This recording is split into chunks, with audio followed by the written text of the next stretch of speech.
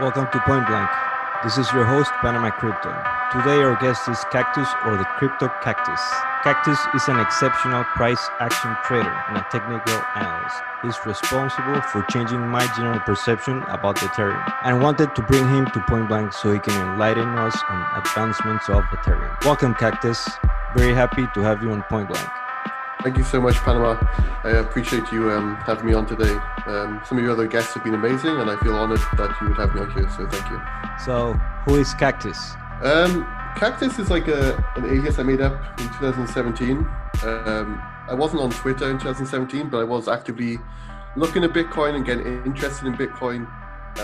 And then early 2018, after we saw the decline of Bitcoin, after its peak, I decided I was going to start a Twitter account so I could share my trades as a personal diary, because one thing a lot of traders struggle with is just they rush into trades, but they don't actually keep a log of what they've traded. And I thought that would be a good way for me to share my opinions. That way they can't be deleted or anything. And I would always have a log, and people could I could interact with the community a little bit more. So I was thinking what I could call myself. My first account was called Crypto Cartel. And I think I got banned for something very silly back in the day. And then I just Googled what starts with a C, rhymes with crypto, and I just picked Crypto Cactus, and I just started posting ever since 2018. Can you tell us about your experience and background? Pretty much, I graduated from university 3 years ago now as a game developer. Since I was 3 years old, I've always wanted to be a game developer, always loved playing games. And then after I graduated from university, I found myself working for one of the biggest YouTubers in the UK. I won't mention names, but we was developing mobile games for kids between the ages of 7 and 15. We had two games in the top 10 Apple's store global, which was an amazing experience. But I sort of got out of touch with it, especially as there was somebody at my office who was interested in crypto. So pretty much he got me interested. We both were discussing Bitcoin on the daily. And ever since then, I just sort of fell out of love with video games, to be honest, and crypto's pretty much become my main passion since then.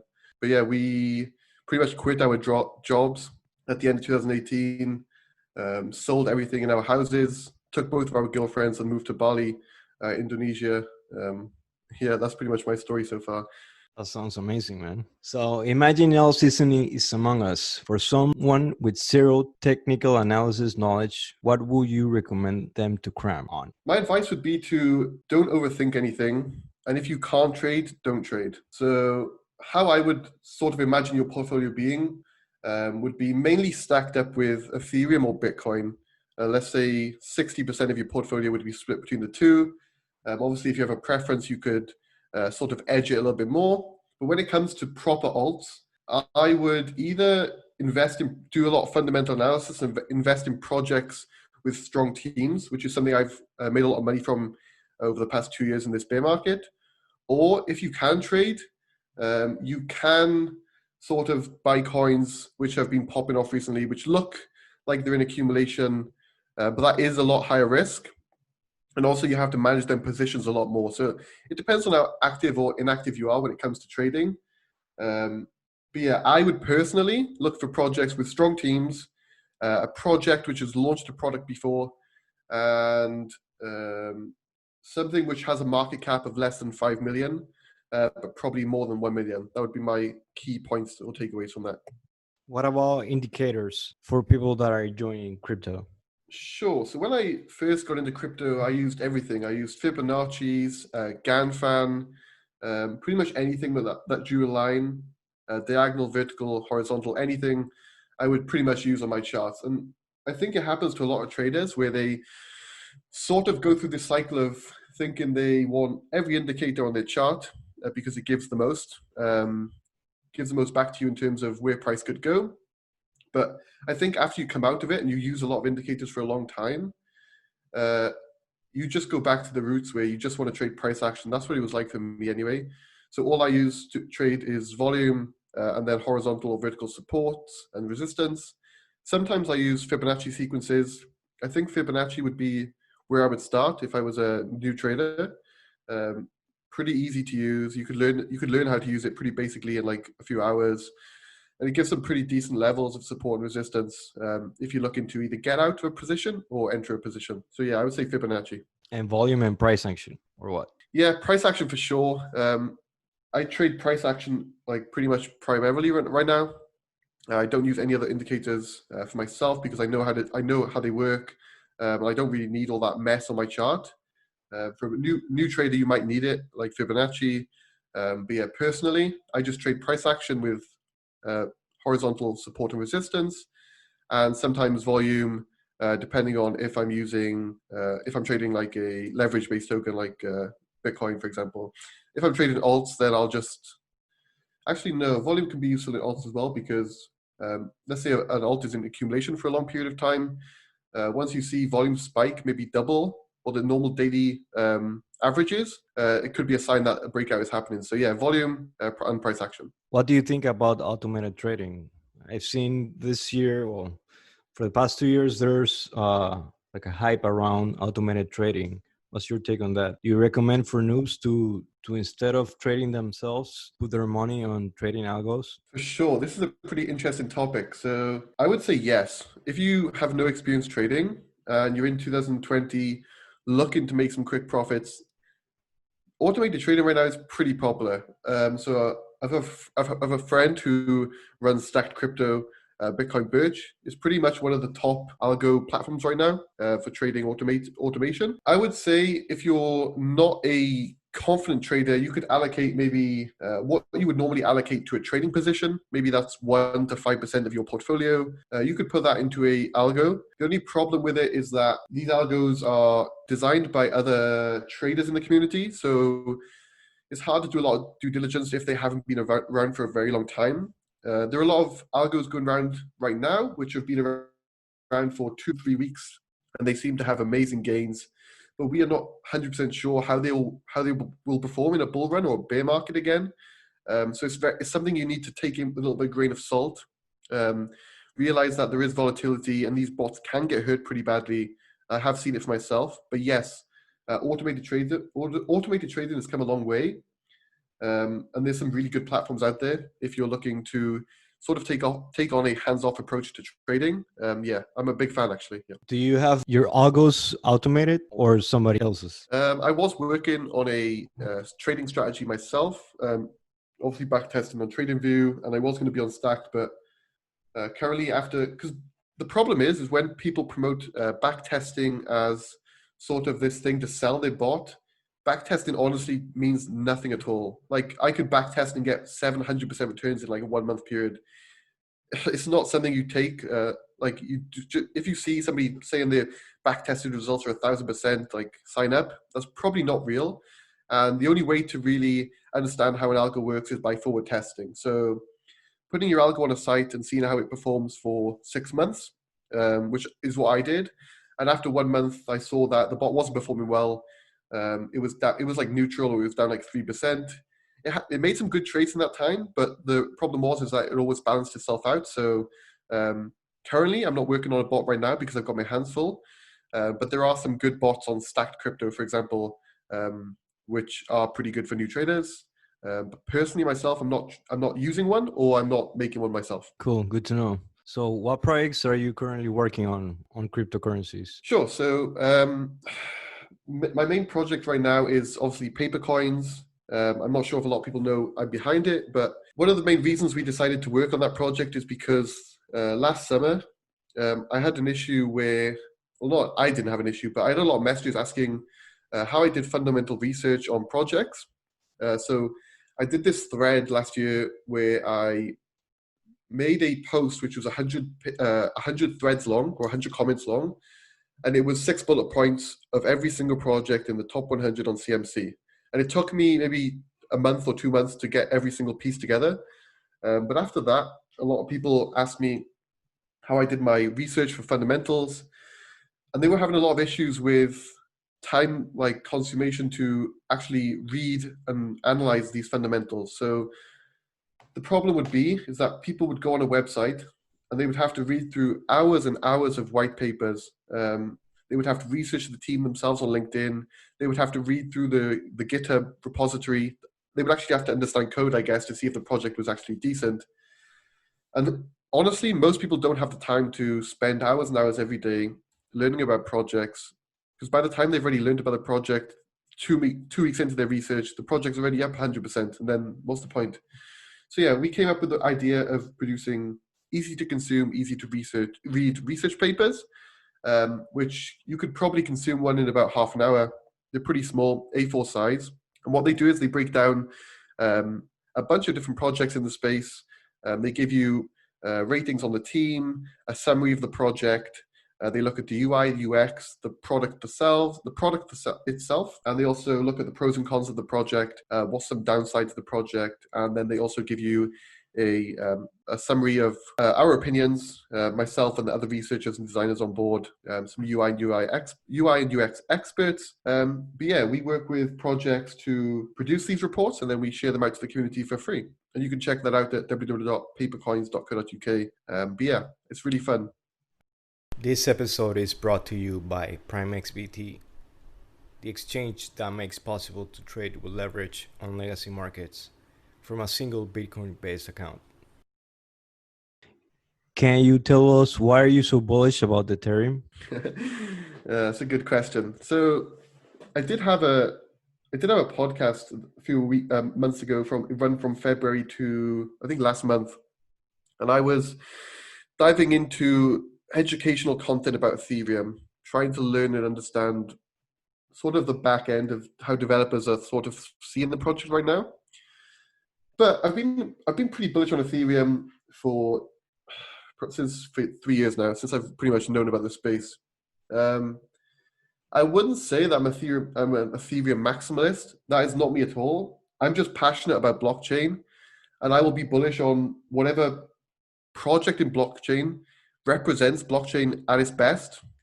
So how I see blockchain, how I see a perfect project would be made up of 3 components. Let me just remember what they are. One is decentralization, of course. One is scalability, and the other one is security. So Ethereum has security, and it also has decentralization, unlike pretty much 70% of other projects. The only thing it's lacking is scalability.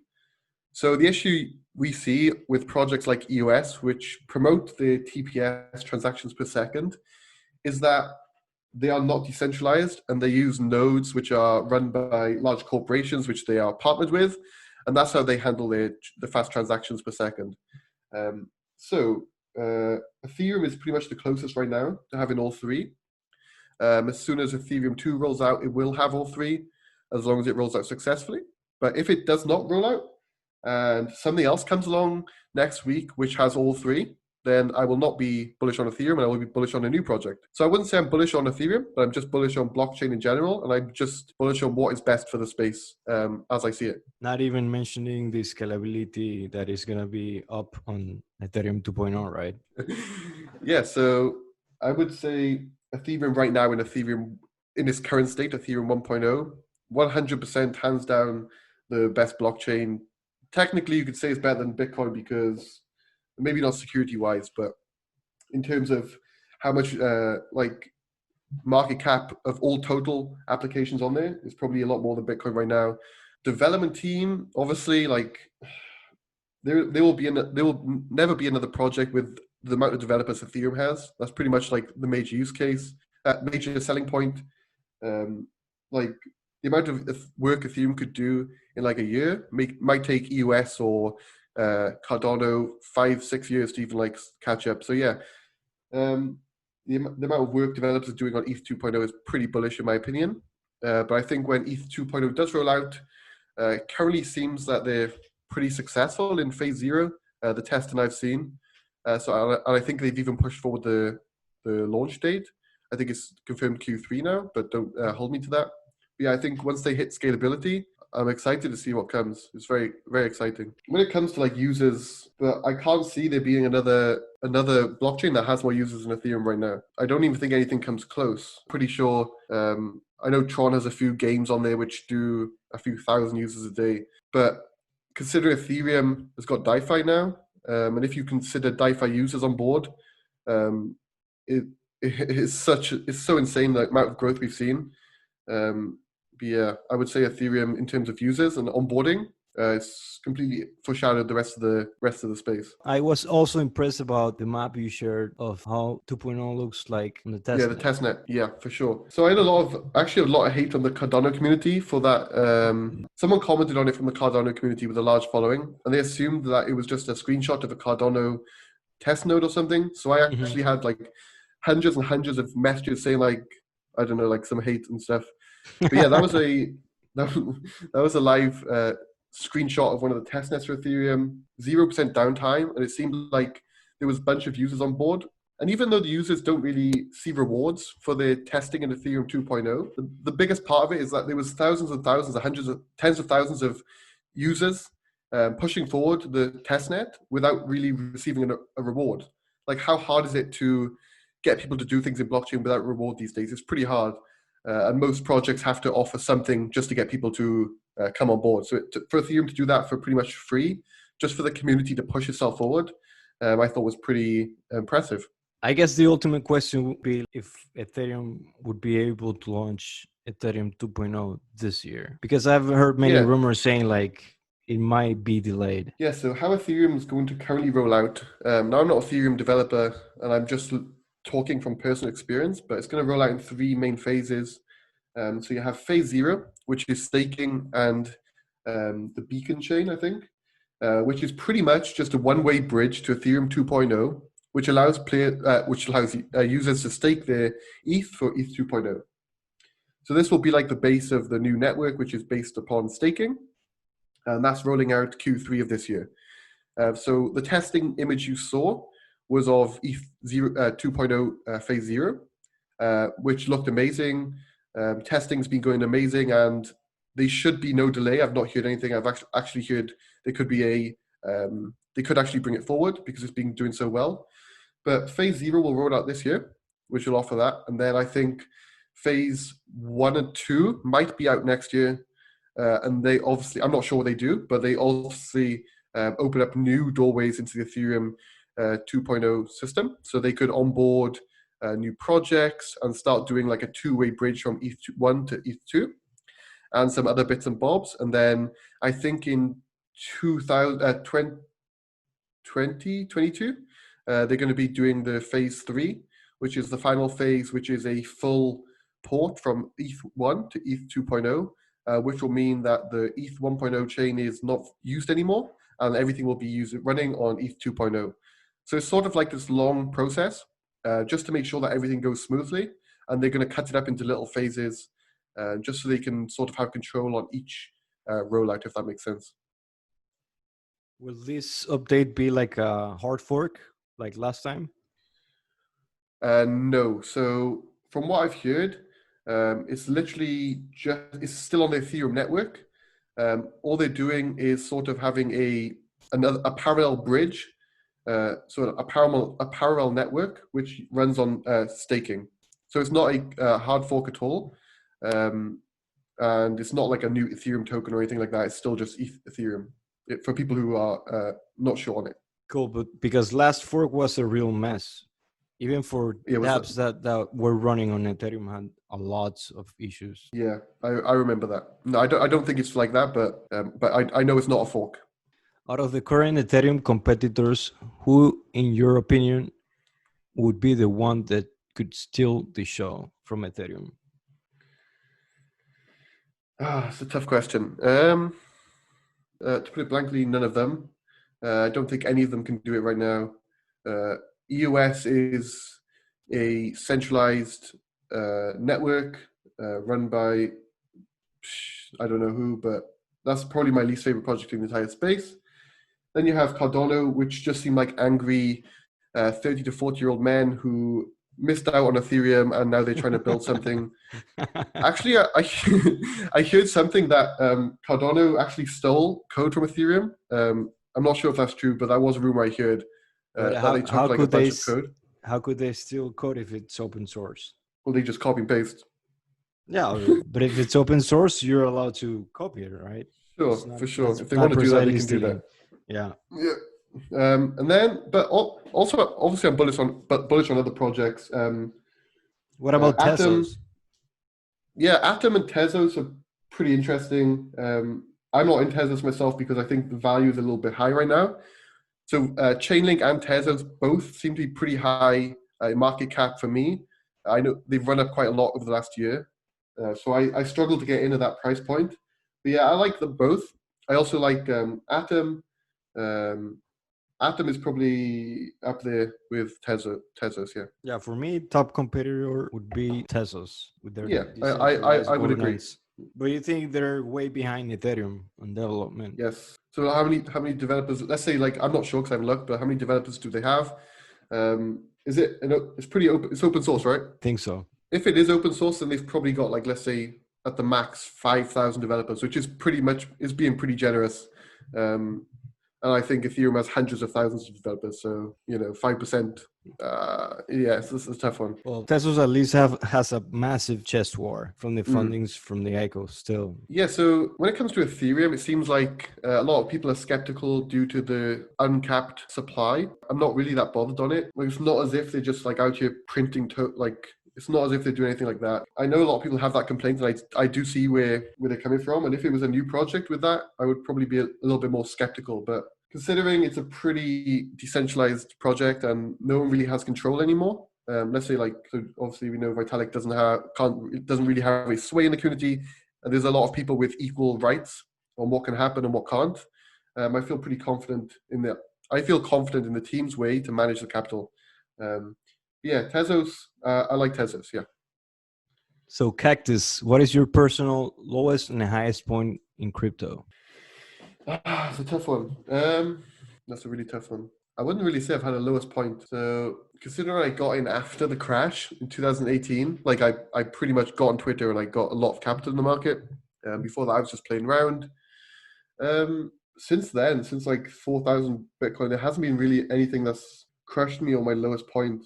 My portfolio has been going up ever since 2018. I guess the crash we saw in February, maybe. I should have expected it, to be honest, because I was looking at traditional markets.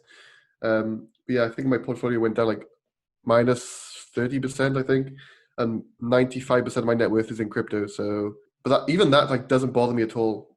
Like if Bitcoin goes down 50%, or like Ethereum, and I lose 50% of my net worth, it just I don't even blink. It just doesn't bother me. I'm not sure. I think I've become immune. My highest point. You don't feel pain anymore, right? I do not feel any pain in this. Nope, zero pain. I just keep buying. Bitcoin went from Ethereum went from $280 in February to $70 1 month later, and I just looked at the screen. I just closed the laptop and I just went out. I think after being in the space for so long, you sort of build up this resistance to volatility. So my lowest point was probably the drop we just saw. But my highest point, probably when you invest in a project. So I've been doing a lot. I haven't done a lot, actually. That's a lie. I've done a few investments in pre-seed with like other people in the space, where you get capital into projects before it's really publicly available. And these projects do anywhere from 10 to 30 times whatever you put in. I've had some good, successful runs on that. So one of them was Beaksy, which a lot of people got stuck on, which is a shame. But I got in at like, I think it was two pence when I got in, or I'm not sure what that is in US terms, but 2 pence. And then it went all the way up to 24 pence. So I cashed out a lot at the top. But projects like that, or like things like that, like are my high points in this community, where you've done the research fundamentally, and then you can sort of invest in projects. I enjoy that, and that's probably my high points in the space. But obviously, just posting on Twitter is fun, and I really appreciate everyone who follows me, and getting to spend time with like friends on the internet is pretty fun. Like talking to you and doing stuff like this is really fun. I'm glad that you're having fun right now. What other bags do you currently have except Ethereum? Would you like me to read out my portfolio? That would be amazing. So, first place, Ethereum, obviously. I'm actually holding a lot of USDT right now. I would say like 40% of my portfolio is in USDT. It has been that way for 2 months. I do need to buy back in. But then obviously I'm holding other projects like Bitcoin, which I'm going to increase my exposure to. I like BAT. I think BAT is a pretty good project. Probably a handful of projects with a real use case in the space that actually has onboarded users, and also they have a way of producing revenue. I don't know if you saw, but Bat website has like some advertisements from like real companies now. What else? Monero's decent. I've been investing a little bit into Monero recently just because it's a privacy-based token. It's been around for a while. Dogecoin, for sure. In a TA perspective, Dogecoin normally pumps every 2 years with a huge top. Like 500%. And so I'm currently bag holding that pretty heavily. I'm currently holding Blockstack is decent. I actually really like the project. Let's see what they can do. I'm holding some Hollow. Not a huge fan anymore, but I was back in the day. What else? Golem is a project I invested in 2018. I haven't even checked it, but I've got it somewhere. Mainframe also, and I think that's pretty much it. Oh, Seller as well. That was a new. So I think one thing, if you're a new trader, you should focus on is these projects which have just came out or came out in 2019, such as stuff like Matic, Seller. What's the other one that came out with it? One. I can't remember right now. Yes, yeah, One. Stuff like that, which has come out in the last year or 2 years, I think will be affected in the bull market. I think projects like Zilliqa, even though it has run up, there's so many people bag holding them projects that even when it gets to like 200% plus, they're going to instantly sell and the price is going to get hurt again. It's so hard to get into projects like that. And if you're expecting them to moon in 2021, if we see a new alt market, I think it's a stretch to hope that people are not bag holding when it's down 98% from its all-time high. So there's less bag holders for One, which is a super important feature.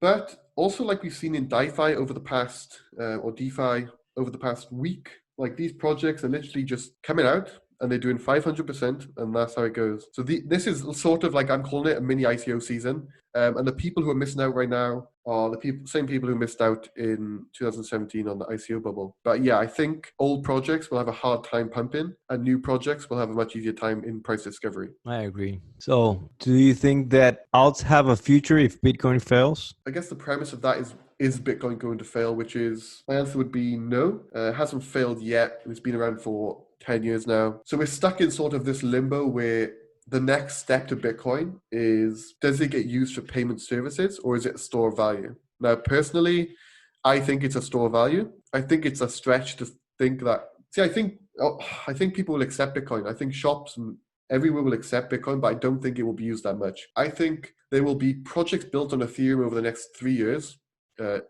DeFi or not. Things like what you see with like, is it WePay in China or WeChat, sorry. Like that gets used for 70% of purchases in China. I think projects which are built with like good UIs, good UX, and a connection to a strong like not fan base, like a strong customer base, like something like, I don't know, for example, like Snapchat Pay or I don't know, anything, right? Anything built on top of a project like Ethereum or Tezos or anything like that, I think will do better as a payment provider because it obviously is faster. And I think, see, the problem I have is that Bitcoin doesn't have a marketing team. It doesn't have anything to push it really to get new partnerships with. That's where I struggle with Bitcoin. I think if Bitcoin had like a Bitcoin Foundation, I think they do actually, but I don't think they're that good. If they had somewhere where they could like partner up with like other companies and stuff, that would be great. But I just don't see it. I think Bitcoin stays as a store of value and it stays as the main tie to all crypto projects. If the network went offline tomorrow, then yes, every single altcoin is going straight to zero, including Ethereum, and there's nothing we can do about it. And with that, we end our episode. Many thanks to Cactus for your time. I really enjoyed talking to you. Can you tell us where we can find you? Sure. So you can find me on Twitter at Twitter/the Crypto Cactus. And if you want to check out Papercoins, the project I mentioned earlier in the interview, you can check it out at www.papercoins.co.uk. If you want to message me any questions about Ethereum or anything else you're interested in, you can find me on Telegram at the Crypto Cactus. Thank you so much for having me. I really appreciate it. Thanks, man. Thanks for listening.